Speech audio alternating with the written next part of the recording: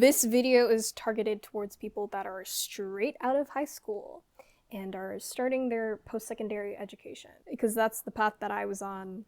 However, this is the internet.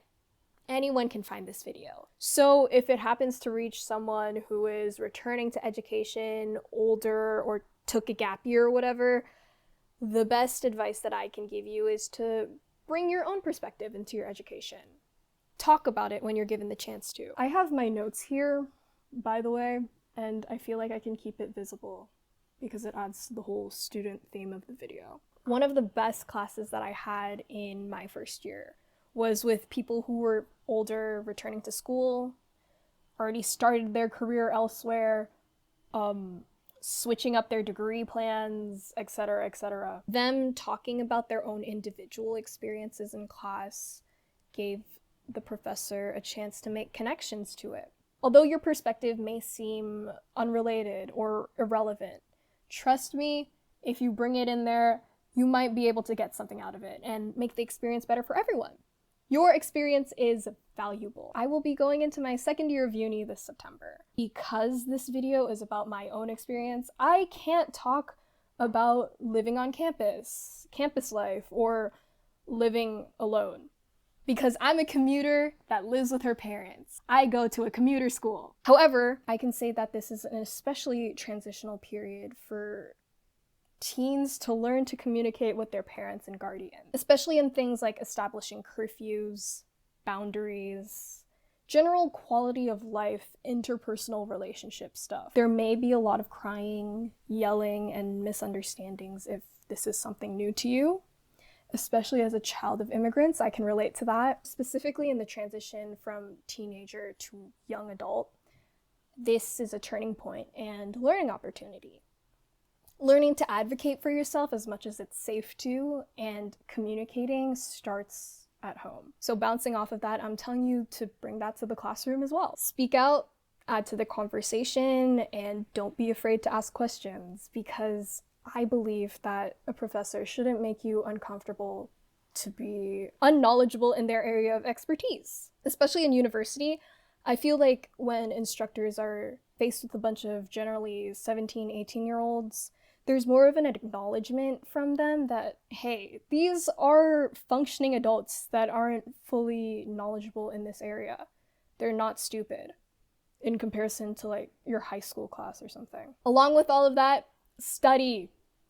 Put your time into it. I feel like that's a no-brainer, but I mean actually dedicate time in your life for this. Just as much as you would hanging out with your friends and having a social life. Put that same energy into yourself and studying as well. You're literally paying money to be here. And as chance would have it, it might not even be your own money.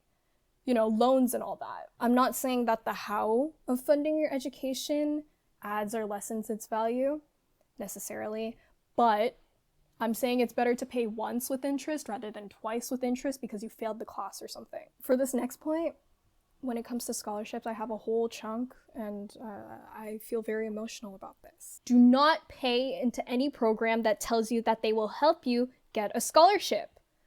When I was thinking of living on campus, I had experience doing a preliminary interview with one of these companies. I cried during that damn interview because what they were saying in their sales tactic was that I could spend this thousands of dollar fee right now and get a scholarship to fund my whole education, or I will be in debt to my parents and rely on them for the rest of my life and never amount to anything. They obviously didn't say any of that out loud, but they definitely granted me with that feeling. The services that they were offering was basically proofreading and access to submission portals, which you can all find for free.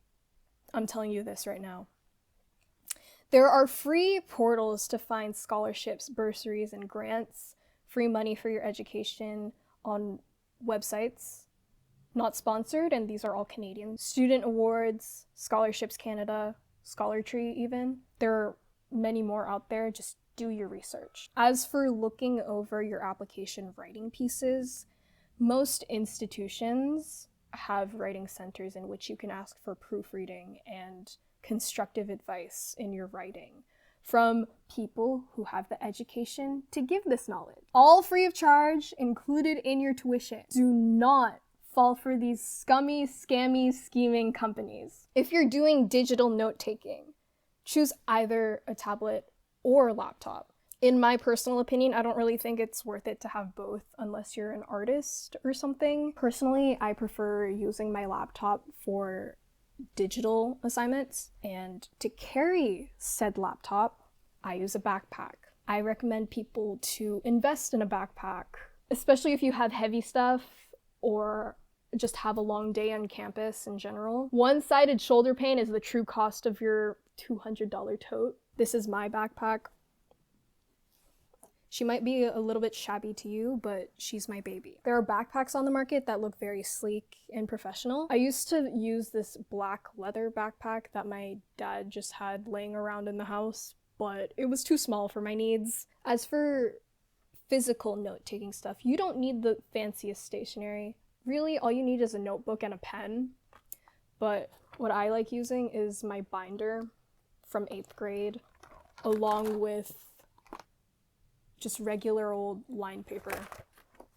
And I don't know, pen. Digitally, physically, just make sure you have some place to take note of things. Another thing that I can't stress enough is time management. Personally, this is just something that I was taught to do growing up, so I can't give specific advice on it. When it comes to time management, that includes sectioning out time for your social life. I'm not saying to be a flaker, and I'm not saying to have bad interpersonal skills, but you shouldn't be afraid to say no to your friends sometimes, especially when you're prioritizing something for yourself. Whether that's a job interview, whether that's studying for an exam, finishing a paper, your real friends who have their own shit together will understand all of that. I don't like swearing on my channel, but I don't know how else to put that. I don't know where I was going with this, but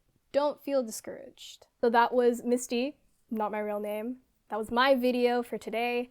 Don't forget to smash that like button, hit subscribe, and I'll see you all in the next video. Bye bye!